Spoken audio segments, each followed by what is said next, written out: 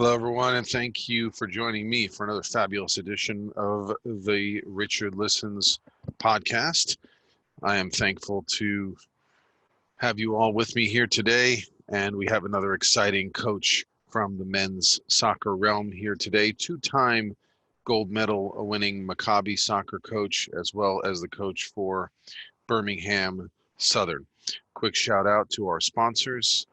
From Injitsu. If you haven't tried a workout with them yet, I encourage you to. Where else can you get your butt kicked by an MMA athlete and then have a Q&A at the end? And you can do it alongside your spouse and children if they want to join as well. So fun way to get introduced to MMA, keep in shape, and try it. I know I've liked it, and you can see clips of that on my Instagram. If you haven't already, please check out my Instagram at RichardListens or my patreon.com/RichardListens page. My guest today is Preston Goldfarb, head men's soccer coach, historically from Birmingham Southern College men's soccer program. Recently retiring and leaving a program that he had coached since 1983. He is credited with over 40 years of soccer experience, helping bring adult soccer programs to Alabama, as well as growing them since the 1996 Olympic run-up. And he was also a driving force between the city of Birmingham, Alabama, hosting Olympic soccer. He took junior boys men's soccer to the 2009 World Maccabi Games and did so again in 2013. First ever, I believe, to win back-to-back Olympic gold medals. He's a native of Birmingham, and he attended the University of Oklahoma on a basketball scholarship, so I'm sure we'll get into that. And he also holds a JD degree from the Birmingham School of Law. Without further ado, I look forward to bringing you Preston Goldfarb. And again, we're here with Preston Goldfarb, who I've just got done singing his praises. How are you doing today, Coach? I'm hanging in there, thank you. How's the heat down there in Alabama? Well, today it's been fairly pleasant, only in the 70s today. So it's been kind of pleasant, overcast, but nice. And for all of our listeners who are here, listening via audio, this is a great wall of fame behind you there. All the gold medals and accomplishments. And so when were you just completing your career at Birmingham Southern? Is that the article we were looking at? No, the one I sent you? No, yes. It was, I started the program at Birmingham Southern in 1983.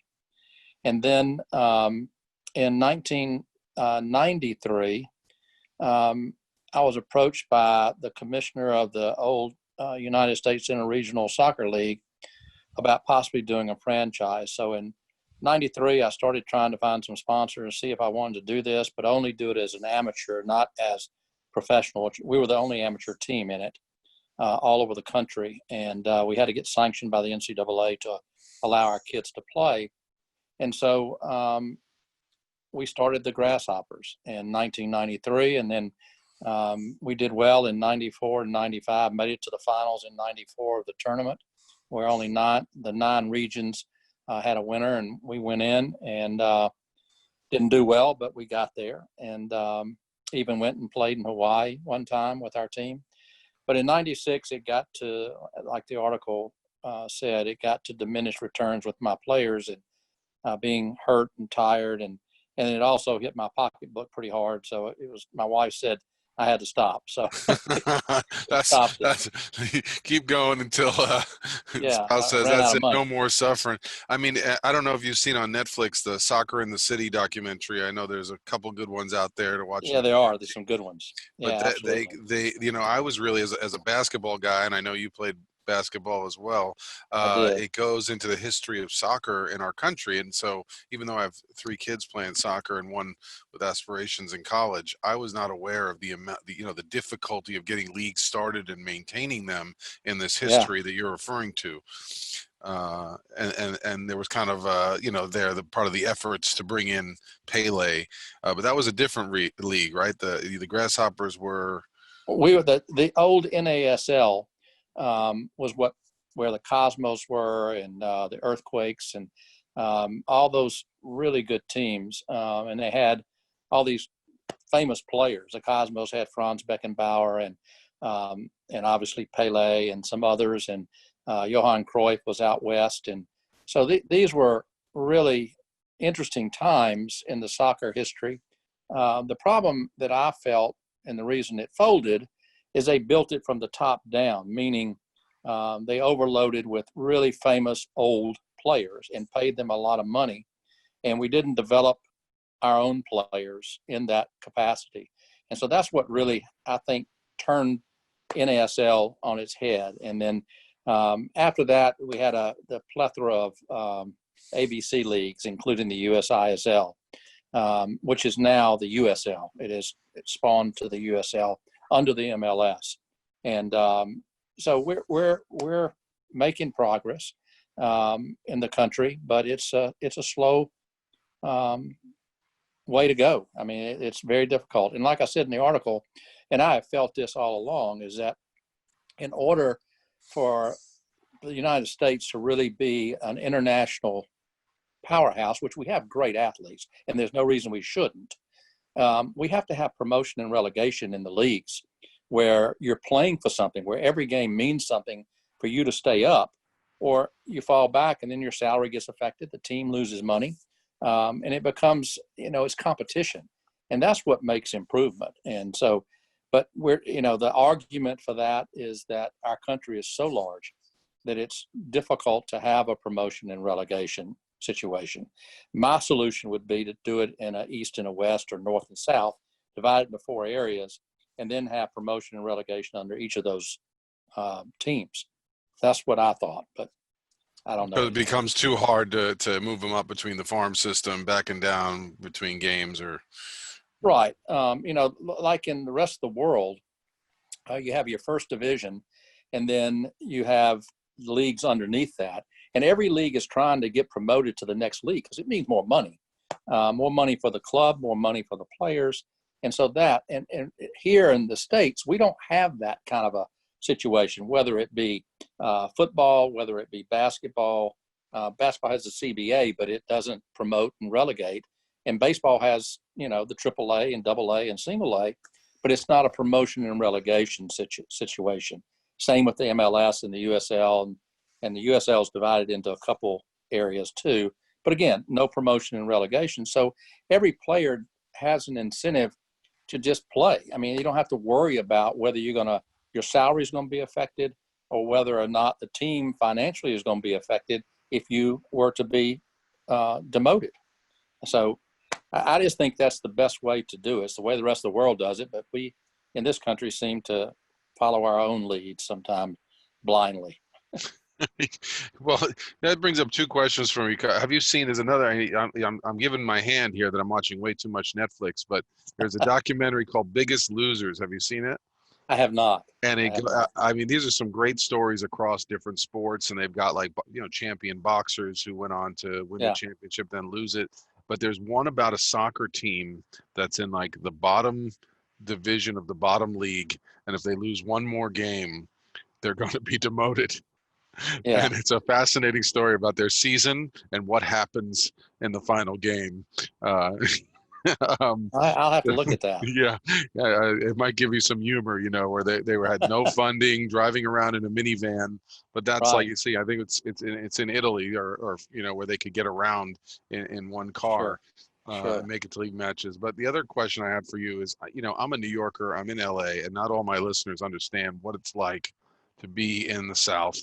And this is football country. This is where, RVs are pouring in on the weekend.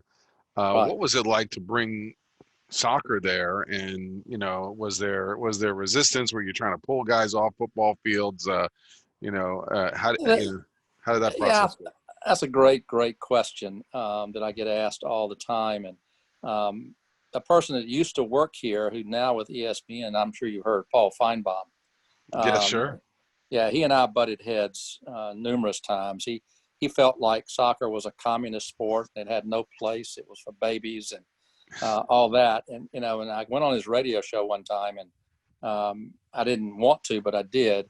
And we got in an argument and I hung up. I wasn't going to tolerate what he was, the demeaning way he was putting soccer down. And yeah, you know, it's difficult, especially in Alabama. In Alabama, there's only two sports, and it's football and football. And it's Alabama and it's Auburn. And that's why a professional football team has never done anything in Birmingham. They've tried, but it never will. The late Paul Bryant, the former coach at Alabama, he said he would never support a professional franchise in Birmingham or in Alabama. And so it's always remained that way. What we did is we tried to tap in. I started a youth organization in the early 70s in Birmingham, and it became the largest youth organization in the state at that time. And we wanted to really develop the youth, the grassroots. And if we could get just a little bitty piece of that pie to come to the games, we felt it was successful. We weren't trying to steal away players or steal anything from anyone. And we didn't want, you know, football to be converged on by soccer. That was not our intention here. But we did want a little piece of the pie. And I think at one point we got to that situation where soccer has started blossoming in the state and doing fairly well. The problem is, you know, in college, at Birmingham Southern, when I started the program, we were an NAI program. And our president that hired me in 1999 and 2001, he wanted to move us to Division I, which was great. But we're a school of 1,200 students. And it was very difficult. We were the smallest. I think we were either the second or third smallest Division I college in the country. And we did well. But he retired, and what happened then is all the other men's programs started dying away because of Title IX and the women's sports. And so it left us with only two Division I programs in the state of Alabama, Birmingham Southern and UAB. And in 2006, we got a new president who came in and moved everyone unannounced to Division III. And we shut down two programs at Birmingham Southern, men's basketball and baseball. They just completely shuttered the program. The coaches left, players left. We remained, and I was too old to move anywhere else at that point. And then, as it turned out, that president almost bankrupted the college. We almost closed our doors. And from there, they hired a new president who was a former commandant of the Marine Corps, Charles Krulak, former Joint Chiefs of Staff, who was a big soccer guy. He was on the board at Aston Villa. His best friend was Randy Lerner, the owner of, at that time, Cleveland Browns, his father and he. And then Randy Lerner bought Aston Villa and has since sold it. But General Krulak turned everything around financially for the college and kept our doors open. And it was great. He was on the sideline with me every game, just about. And that was kind of interesting. But yeah, I mean, it was difficult because we didn't have the number of colleges and universities playing men's soccer. We have a lot of women's soccer, but not a lot of men. And it was a very difficult chore. And then we moved to D3, and that was the death of athletics at our college, in my opinion. But soccer is in Alabama. Now, is the reason why schools make this decision, is it funding? Is it? It's twofold. I think a lot of it is because of money. You mean go to D3 or? Yeah, go like what are the? Yeah, because he felt like we would increase the sport. When we were D1, when we were NAI, we had 5 sports, and I did a study on it. We had 5 sports, and we had 1,300 students, which was good for Birmingham Southern. It's a small private liberal arts college, costs about $55,000 a year to go there. And so we had that situation in NAI with 5 sports and 1,300 students. We fast forward to 2001 and we have 14 sports. We're Division I. We have 1,300 students. And in those 5 sports, we had 90 athletes. And so we had 1,300. So you have 1,210, what I would call a normal student. Fast forward to 2001 with Division I in 14 sports. We had, what did we have? We had 190 athletes. So we're now at 1,110 normal students, non-athletic students.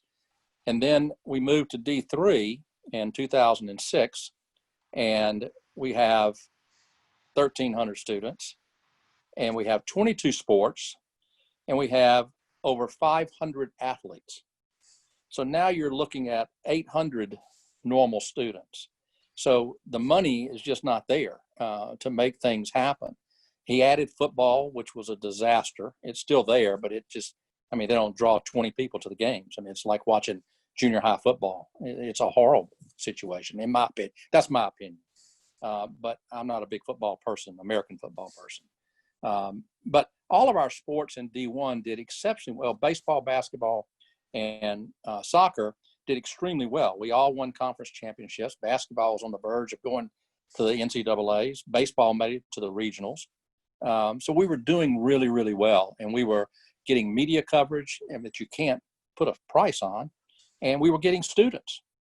And then D3 just killed everything. And did I want to retire? Well, I wanted to retire from D3 in 2016. And but I wasn't ready to quit coaching. I just wasn't. I loved teaching the game.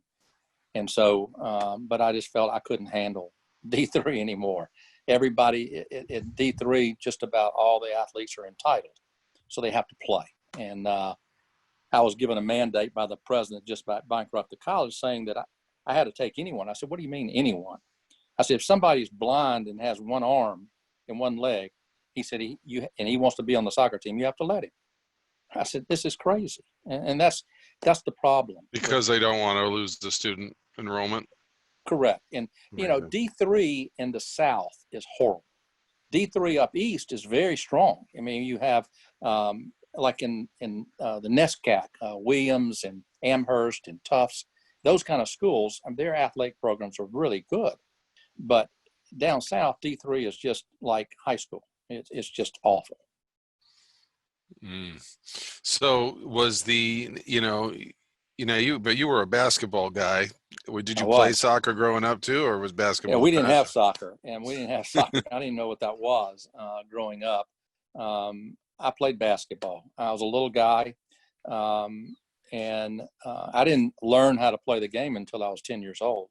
My dad forced me to go to a community center and play bitty basketball, and I fell in love with it and started really working. I played basketball and I played handball, four-wall handball. Those were my two sports. And, I love basketball. I went to Oklahoma my first year. I played for the late John McLeod. Oh, wow. Back then it was a freshman team. I was a little guy, but, I wasn't a shooter or anything. I was a passer and defender type person. I was a point guard. And I got injured and I came home and that was that. So in the early 70s, I went to Germany with my brother. He's an MD and he raises German Shepherds, or he did, and he's also an international German Shepherd dog judge. And so at that time, I was fluent in German, and so I went over there with him to help and find a dog. And I was sitting in a pub and watching soccer, and I fell in love with it. I said, this is like basketball, except with your feet. The tactics are very similar. The way you set up without offense the ball. and defense. Yeah, and it's great. And so that was like 1972. I came home in 73 and started playing in a men's league to try and learn the game myself, and then started that youth league. And then in 85, I started going to Germany once and twice a year to work on my coaching license and to learn the game from different coaches over there. And then in 89, I went to Brazil and did the same thing. And so that's how my history of soccer, and I fell in love with it. And because I went to Germany to help my brother. That was basically exactly. Had to get a long way from home. Wasn't going to come in your environment. Yeah. And that's a lot of what, I've been talking about on the podcast and what I'm putting in my book is one chapter on, it takes a village, right? Like who you're surrounded by. And if you can't get it directly in your family or those around you, you may have to find out what you need and seek it out. Exactly.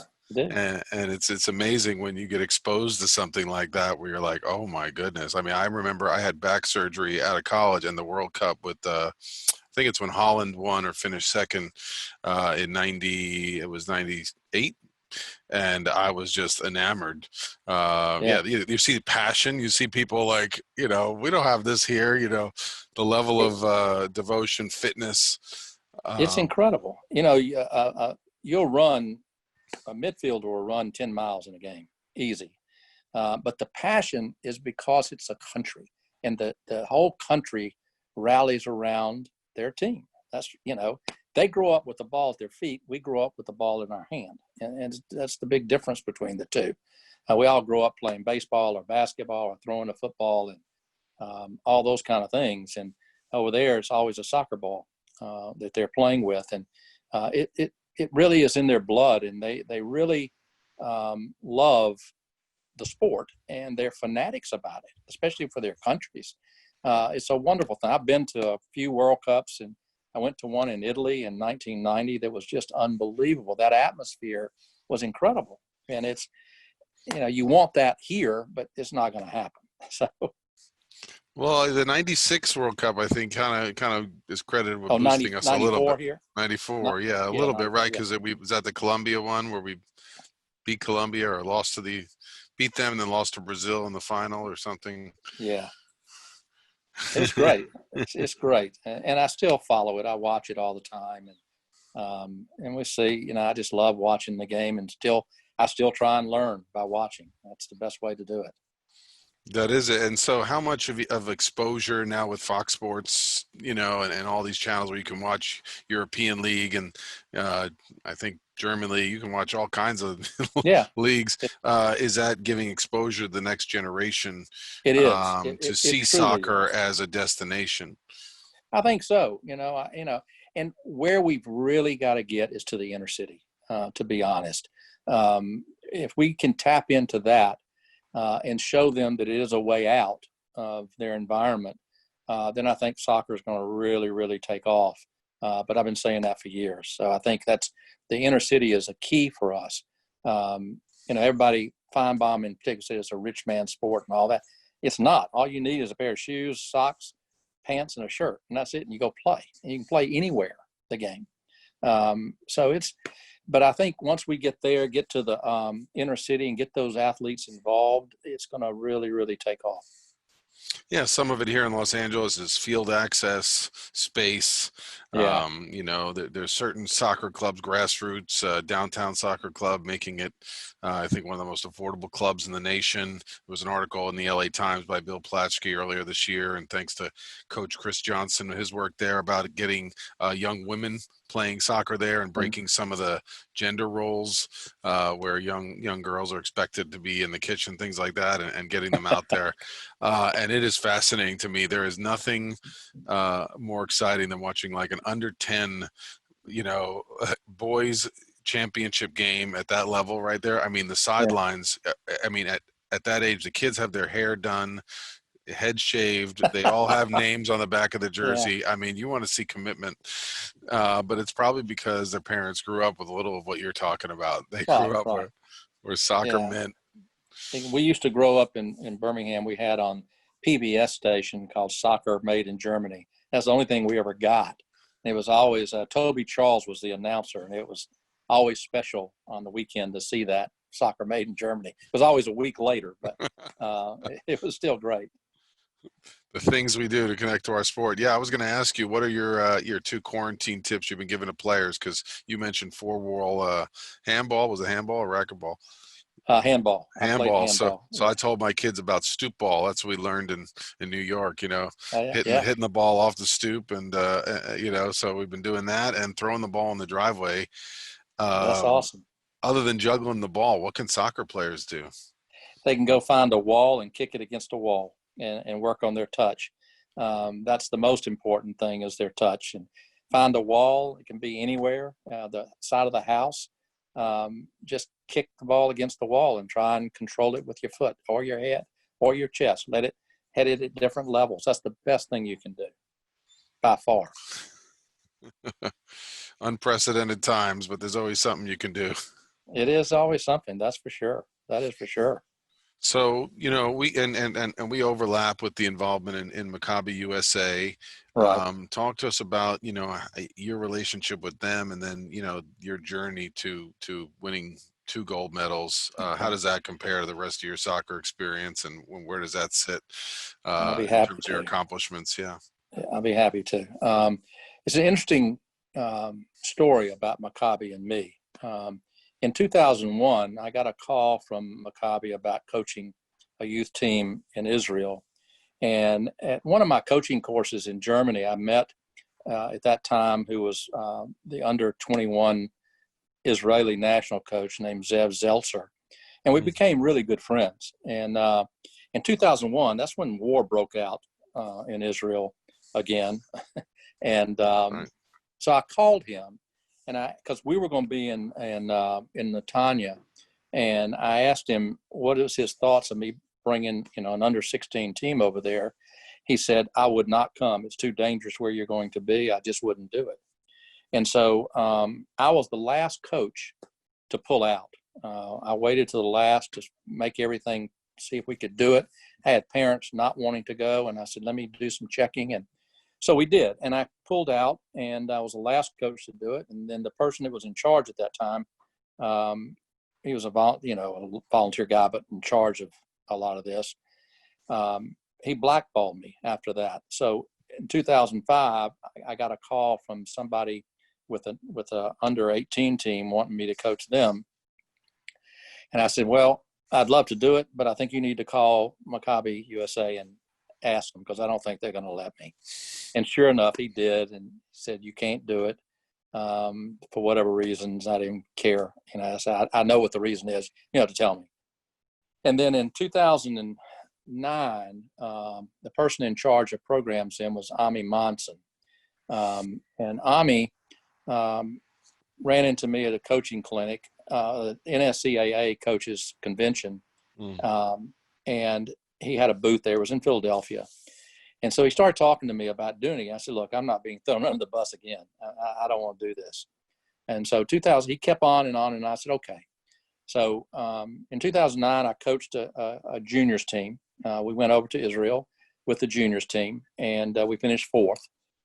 We should have finished higher, but we just didn't. But we did beat Israel in pool play. And we weren't a very good team, but we overachieved. But I felt like we should have finished either second or third. I didn't think we should have won it. So in 2013, the chairman asked me to coach the Open. Take that back. 2010, I was asked to coach the Open team in Australia. Australia used to have Maccabi games. And so I said, okay. So I went to Australia, and we coached, and we won the silver medal. We lost to Brazil, and we beat Brazil in pool play and wound up playing them again in the finals, and they beat us. We were just zapped. We didn't have anything. And we Always had got to go through Brazil. Always got to go. Yeah. And so we got the silver medal. So 2013 rolls around, and I get asked to coach the Open team. And so we have tryouts in Philadelphia and in Los Angeles. And we select a really good team. I did a lot of recruiting, and I have all these. Being a college coach, you can get on these. They're called listservs, where every college coach is in there, and that's how you communicate. So I was send out email blasts asking for Jewish players, to please send me their information, and so we can talk to them about possibly trying out for the World Maccabi Games. And so we chose a team in 13. 2009's Open team was really good.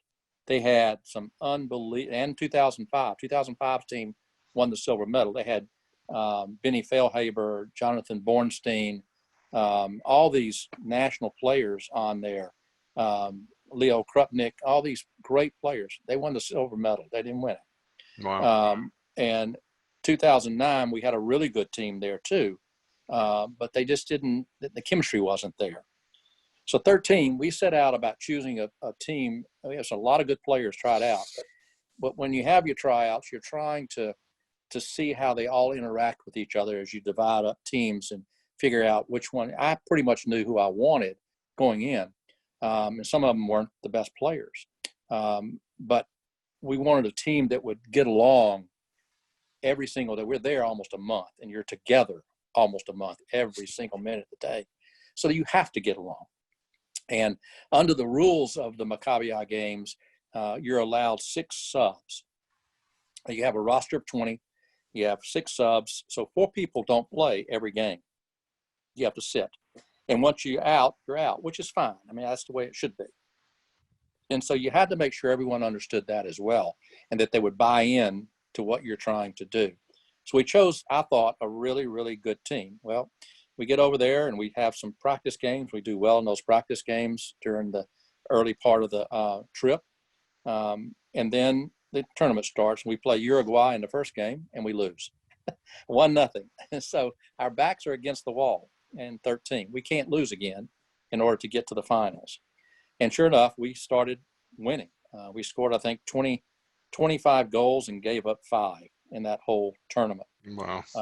And we get to the finals. Argentina was the defending champion. We get to the finals against Argentina. And Argentina, in the 60th minute of the game, they baited one of our players, typical of Latin-type players. You know, they're South American players. They baited one of our kids, and he threw a punch, and he was ejected. And so we're now playing a man down for the 30 minutes left in the game. And then we have to go to overtime. We're still tied. We were winning at that time 2-1. And then they tie us, and we go into overtime. We play 2 15-minute overtimes, another 30 minutes. So we play 60 minutes with 10 men, 9 field players and a keeper. We get to a shootout, and we win in the shootout and the penalty kicks, and we win the gold medal against Argentina. So that was really, really special. I was not going back in 17. I mean, how do you, what else can you do? You've already won it, you know, the first team to win it in the 76-year history of it. But the person that was going to coach got really sick. He was my assistant in 13, so he couldn't go. He was already set to be the coach.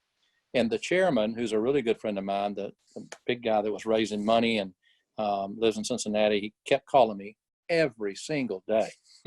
And I said, okay, if Warren calls me and says he's okay with me doing it, but I have to hear it from him. I'm not gonna cut somebody out to do that. Maybe he gets well and he can go. And sure enough, he called and said, no, I don't feel good. You need to do it. So I did. And I was late in the game that was August. And normally you start in January trying to recruit kids. So I'm 6 months behind the 8 ball there. And so we start recruiting kids. We didn't have as many try out, and we only had like 20 something in California. And in Philadelphia, I think we had 60 something. So we didn't have many. In 13, we had 130 something in Philadelphia, and we had 60 something in California. So it was a big difference. But what I did is I knew that I wanted to bring some of my players back from 13 that could help bridge the gap between me and the new players, so they would understand my system of how we do things on and off the field. And so I brought 5 of my players. One of them had ACL surgery, so he did go and he played a little bit, but not a lot. And so we had a good nucleus to go over. We had 5, a fourth of our team played in 13. And so we chose some really good kids to go. We had D1 players, D2 players, and D3 players. And Coach, this is really important, right? You talk about a couple things there for those that are not familiar, so familiar with soccer, or, having understanding the system of your coach takes time. You could be a very talented player. You could have been on winning teams, but if you don't adapt to the system, Right. the formations, and if you're not comfortable in it, whether or not it be conscious or not, some people are, very knowledgeable about what system their strengths are suited towards. Right. It can be really uncomfortable. So having players there who can kind of clarify roles and accept their roles already really must have eased in that transition for you. Right. It was very important. And again, I made it very clear at the beginning that not everyone's going to get to play. This is not recreation. We're going over there to try and win. I'm not going to, and I said that at the tryouts. I said at the end of tryouts. I said it when we got to Israel for our camp. And I said it before the tournament started. And we still had one player that was a little bit upset about it, but, you know, he got a gold medal out of it, so he didn't be too upset. And so, but, you know, a coach has to have players on the team that understand him and that believe in what he's doing or trying to do. And then the coach has to develop a system that best fits his players. He can't make players fit his system. He has to develop it. And so that's what we did with those 5 players. We were able to develop a system with the rest of the players we had that would give us the best chance of winning. And so we go into that tournament, and we play, I think we played Venezuela first. And they were really dirty, and we beat them 3-0. So our next game is against Great Britain, who in 2009 was a finalist, 2005 and 2009. No, not 5. 9, they were a finalist. And in 13, they made it to the semifinals. And so, and they play as a team year round. They're called the London Lions. And they play as a team in a lower league, but they play year round. And they were good. So we play them. They're in our pool. And so we play them, and I'm starting my backup keeper at that point. And because I promised the keepers they would rotate. It's just not, I mean, that's what you have to do with them. And he was good enough to do something. But he made a mistake on a goal kick, on a corner kick with about 3 minutes to go in the game. And we lose 1-0 to them. So here we are again, backs against the wall. And we play Australia in the last game of pool play, and we have to win by 2 goals in order to go through to the quarterfinals. We win 2-0. Go to the quarterfinals. We play our Uruguay, and we really kicked their rear ends this time. And so that was a good one for us. Now we go to the semifinals, and who do we play? Israel's under-23 national team with their national under-23 national coach. And they were really, they were, in my opinion, they were probably 4 goals better than we were, except that day. On that day, we're losing 1-0. We had a bad play in the first half. One of my midfielders played a ball back towards our own goal at such rocket speed that our kid couldn't handle it, and it ricocheted to their guy right in the goal. So it makes it 1-0 at half. And my keeper is really keeping us in the game. And so we go to halftime, and we make some adjustments tactically how we're going to do things. I said, the first thing we've got to do is we've got to put pressure, and we've got to score quickly and get the game tied. And then we can hope to get into overtime, hold them and get into overtime. We'll change our system once we tie the game, go back into a defensive type of posture and counterattack out of it. And so lo and behold, 5 minutes in, we score the tying goal to make it 1-1 on a great counterattack. And then 4 minutes later, we have a throw-in, a long throw-in in our end, in the our offensive end. And one of my kids goes up for the ball, heads it, breaks his nose, blood everywhere, heads it in the goal. We go up 2-1. Oh, gosh. I mean, that's an injury he'll never forget. I mean, it's unbelievable. And they're stunned. But we made adjustments. And after the game, on a video interview on their website that they had for the games, they asked the coach, how come you lost this game? And he said, well, they made adjustments at halftime. We didn't adjust. He said, you have to give them credit for what they did. He said, we should have been up 4 goals. And he should have in the first half. Second half, they were all over us. But my keeper made save after save after save. We win the game 2-1. Who do we play in the finals again? Great Britain. And so we made a change on that. I took my my attacking center mid player, and I told him, we're going to move you to the left wing because their right back was not real strong. I felt he was their weak link. I said, we're just going to get you the ball, and you're going to take him on 1v1. And you go. He scores 3 goals. We win 3-0. So, it was just a special way for me to end my career with Maccabi USA and to go out with back-to-back gold medals. I think I was told I was the only coach to ever win back-to-back gold medals because most coaches change every 4 years. They don't have the same coach. So it's kind of a little. It's kind of hard when you're coaching soccer. Right. You have your college season, you have your summer workouts to make time to do tryouts across the country and then fly internationally. I mean, that takes a toll on you as a coach as well. It does. And so I was thrilled. I had the best group of guys, both of those. And leading into what you asked in the very beginning of this segment, how does it compare with my college career and what I've done? I can unequivocally tell you that coaching 2013 team and the 2017 team were without question the highlight of my coaching career, without question. I had some really good teams in college. We never won a national championship, but we got to the national finals 5 times, and we were runner-up once and Final Four 3 of those 5 times.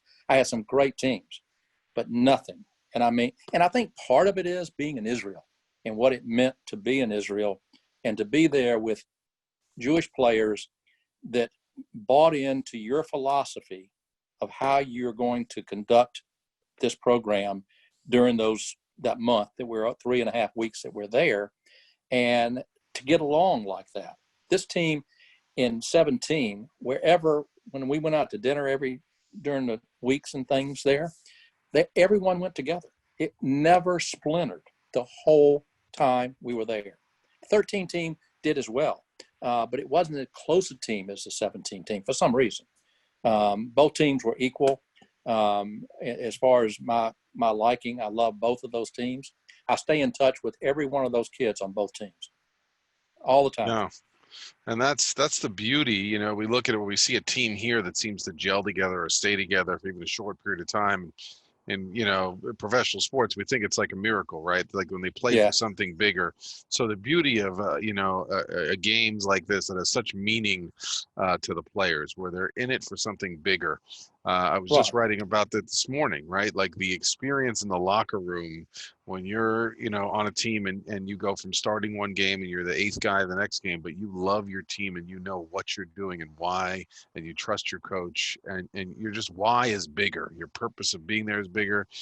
No question. Yeah, I mean, those experiences, those relationships, there's not this, what are you going to do after the game, right? It's everything's about the journey and about building team.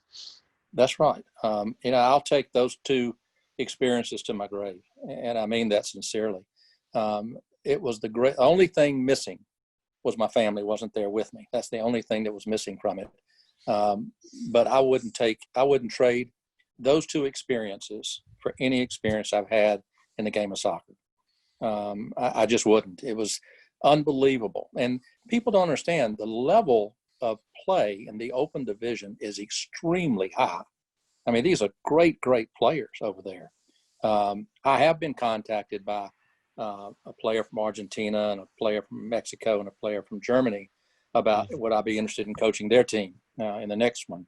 I'll be 75 years old. I just don't know if that's going to be something that I want to do, but I was flattered by it.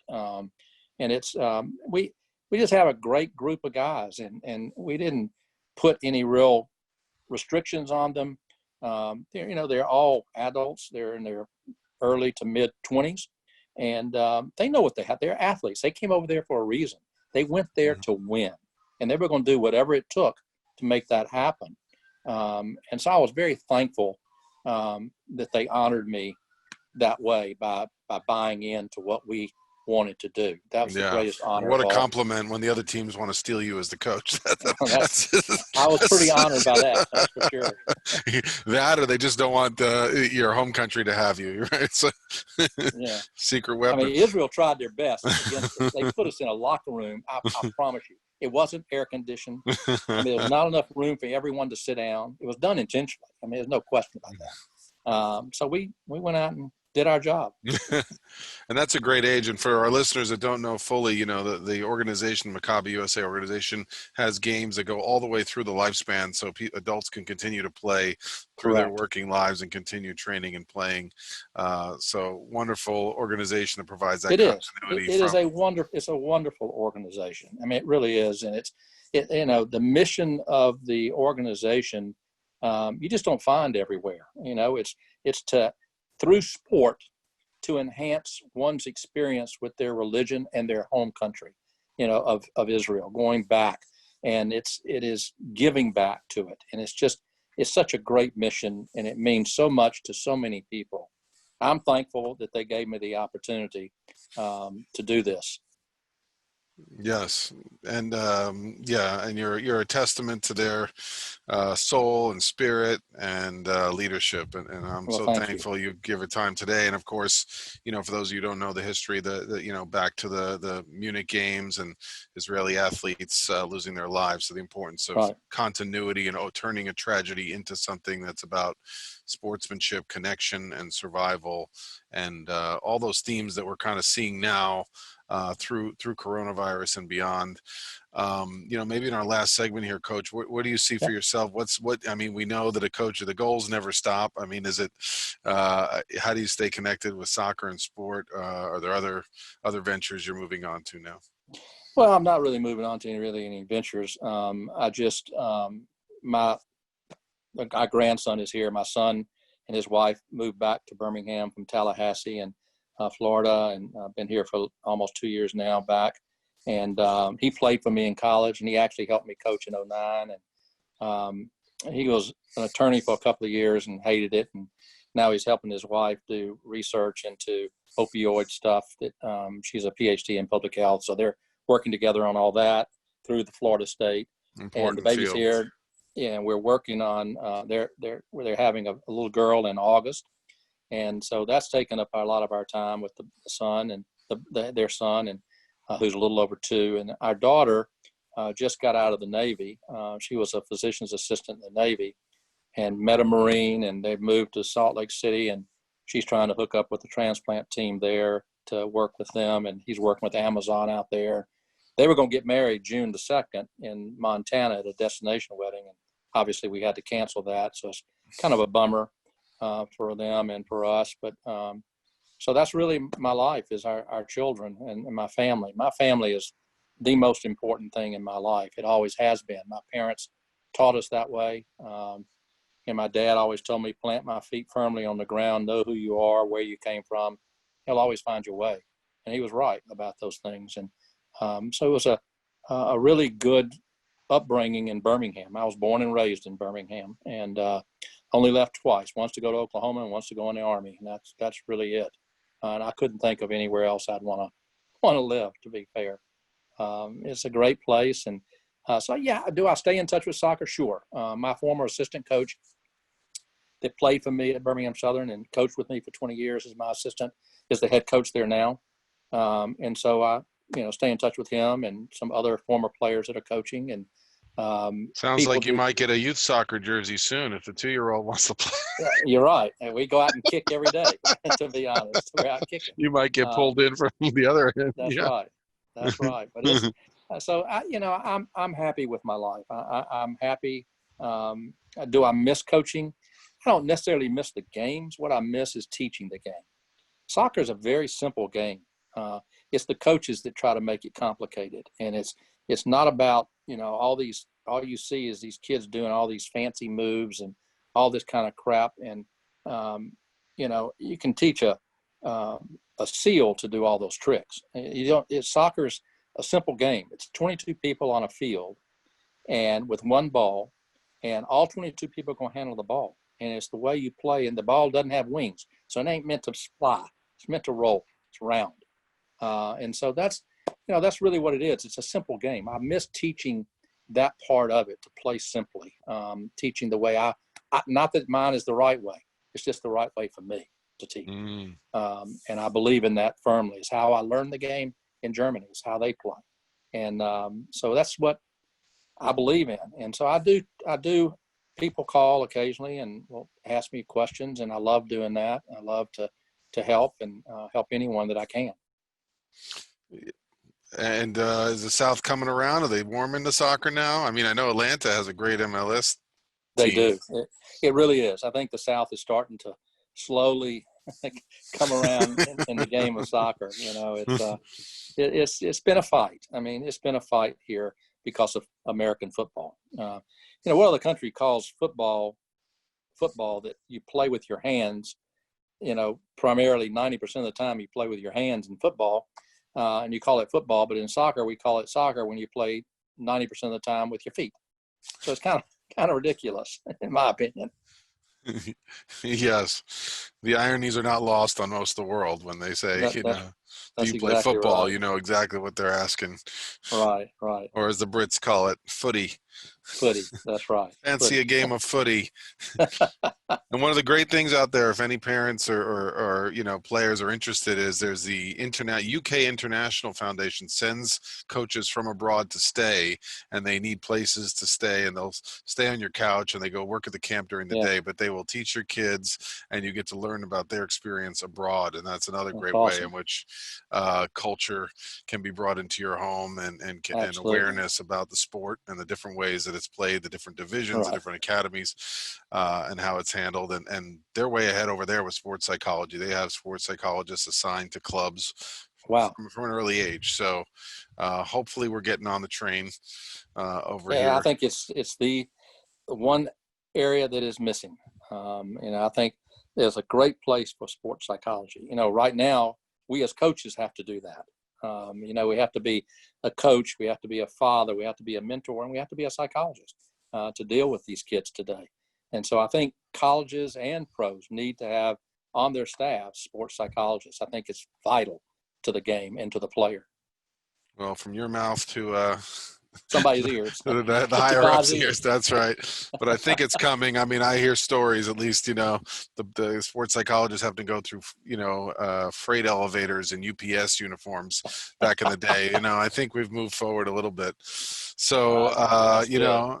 and anything else I can do for you? Do I need to have Paul Feinbaum on here and we heal it out, or have you Yeah, guys that'd be made up? fun. That would be a lot of fun. It was interesting what happened about soccer. And then he put some, I had written for the paper he was working for here during the 94 World Cup. I covered all the games for them and wrote about the games. And of course, he always had critical comments about me. But then in 96, when we were having the Olympics come to Atlanta, the 96 Olympics in Birmingham, I was in charge of trying to get Birmingham as a venue for some soccer games. And ultimately, our campus, Birmingham Southern College, was the Olympic Village. But what happened, the person I appointed to help me with it kind of backstabbed me. And so I pulled out. I thought it was a bad situation. Me and the money person behind it pulled out. We both did. And it was a bad situation. And so Feinbaum got me on the radio station during one of my summer camps and started trying to prod me into figuring out why I'm not involved anymore. And I said, I'm not telling you. I'm just not going to go into that. You've criticized me so many times. I just don't want to. The call didn't last very long, obviously. But yeah, and so that was a fun time too, getting the Olympics here, going to Atlanta starting in 1994, trying to get the Olympics in 96 to Birmingham. And And that was whenever a you're fun trying time. to do big things, there's always going to be some criticism. Right, exactly. Yeah. It is what it is, and but I'm happy with the way it turned out. And Birmingham was a great venue at the field we had, and a good friend of mine I appointed to be the head of the field situation there. He's an architect, and we changed the field, and you could be pouring down rain, and we turned the pumps on underneath the field, and the field's dry. I mean, it's just a Wow. really unique thing. It's unbelievable. So we did some good things here with it, I think. Absolutely. But You've done a lot of good. Well, Coach, thank you so much for your time. Can you tell everyone how they can reach you or learn more about your work, your webpage, anything social media-wise that you like to share? well, I'm just on Facebook, and I'm on Instagram. I'm on Instagram as Coach Satch, which was one of my dogs I used to have, and Instagram is just Preston. I mean, Facebook's Preston Goldfarb, and my email is pgoldfarb, PGOLDFAR, without the B, at B as in boy, S as in Sam, C as in Charlie, .edu. That's my email, and I love to interact with folks. They want to talk about it. I'll talk all day. Okay. Well, we might just hire you as a youth soccer coach. We're going to keep a lookout there for U5 AYSO Alabama. Right. Most highly skilled trained players in the nation. I see it coming. The gift having Coach Goldfarb on the show. We'll be sharing all his social media and links underneath the show tags. Again, I'm Richard Listens. You can check me out at Instagram at richardlistens.com and my patreon.com/richardlistens page.